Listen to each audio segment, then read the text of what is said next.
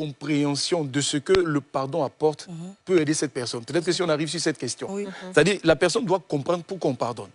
Parce que le pardon, c'est pour lui, mais c'est aussi pour le papa. Je dis, il y a tellement d'avantages, on pourrait en parler tout à l'heure, mais on va finir avec sa question. Bien sûr. Combien de fois il faut pardonner la même personne qui te blesse à chaque fois? Dans la pensée biblique, on a posé cette question à Jésus. Tu pardonnes combien de fois? Jésus dit, parce que Pierre lui demande, est-ce que je pardonne 7 fois, qui est quand même le chiffre de la perfection? Jésus dit, non pas 7 fois, mais 7 fois, 77 fois. Est-ce que ça veut dire qu'il faut multiplier? Non, ah non, moi je pense que c'est symbolique. C'est en train de dire qu'en fait, tu dois être constamment dans le pardon. Tu dois constamment pardonner. Tout est pardonnable. Les amis, peut-être que je vais vous choquer. Hein. L'histoire de la... Parce que même à l'église, on en discutait après l'émission. Le cas que vous avez cité la dernière fois, c'est un cas pour moi exceptionnel. Après 30 ans, le monsieur découvre que sa femme l'a trompé. Elle a eu des enfants. Elle a menti pour dire que les enfants là, ne lui appartiennent, alors que ce ne sont pas ses enfants. Alors regardez par exemple cette histoire. Il y a 3 issues. Soit il dit, bon, je rejette la femme et je rejette les 3 enfants. C'est une position. Mais je garde ma colère. Mais cette colère, quand je la garde, ça veut dire que demain, avec une autre femme, je me dirais, oh, toutes les femmes sont pareilles. Et ça veut dire qu'il y a un bonheur que je n'aurai pas. Parce que je suis resté blessé. Mais l'autre issue, c'est de dire, ah non, il y a les enfants et il y a la femme. Donc je peux rejeter la femme, dissocier, je rejette la femme, mais les enfants, je dis non, ce sont mes enfants. Et la dernière fois quand j'en ai parlé, j'ai lu certains commentaires. Et les pasteurs, ils disent des choses qu'ils ne pensent même pas. Écoutez, si ces enfants-là, après 30 ans, par exemple, un est devenu ministre, tu es sûr que tu vas le rejeter? Donc c'est bien beau de dire non, je vais rejeter. La réalité des faits, la qualité des enfants que tu as fabriqués sur 30 ans, tu vois, ça peut t'amener à ne pas les prendre. À les prendre, pardon.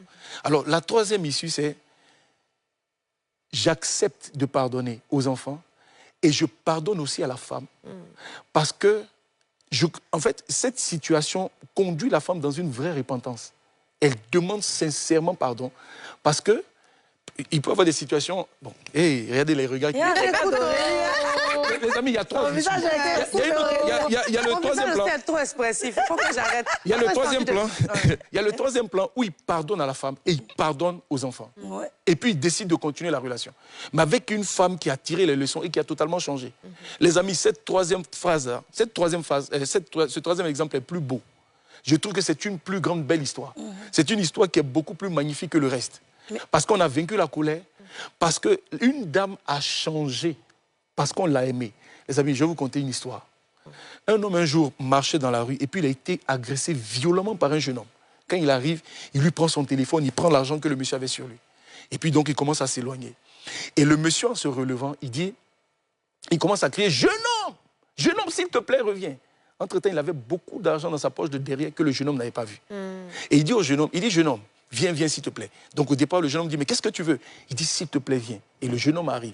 Quand le jeune homme arrive, il lui tend la forte somme d'argent. Et puis le jeune homme lui dit, ah, mais le vieil, qu'est-ce que tu fais comme ça? Et il va dire au jeune homme, si tu arrives à un stade où tu agresses des gens, je me dis que tu dois avoir un besoin. Et donc je veux t'aider. Les amis, est-ce que vous savez que le jeune homme n'est pas reparti à le téléphone, il a tout rendu. Parce qu'il venait de rencontrer ce que la Bible appelle l'amour. C'est l'amour qui change les gens. Écoutez, je veux dire, c'est bien beau quand c'est l'autre. Mais imaginez que vous ayez fait cette erreur. C'est vrai. Que vous ayez trompé votre mari. Peut-être que ça arrivé une fois. Et puis à un moment donné, par la peur, tu ne veux pas que ton mari sache. Et puis bon, le gars là te fait chanter. Tu es dans une forme de... Et puis tu luttes même avec la chair, avec les difficultés, le péché, tout ça. Tu es resté dedans esclave pendant un moment. Et maintenant que ton mari sait, tu as envie de dire, ouf, enfin je vais sortir de cette relation illicite. Enfin la vérité va venir. Et puis, malheureusement, pour moi, si le mari reçoit cette femme, on a sauvé cette femme. C'est vrai. On l'a sauvée du péché. Donc, la logique de l'amour change les cœurs. L'amour transforme des vies. Donc, quand Dieu dit de demander pardon, c'est garder son cœur dans l'amour.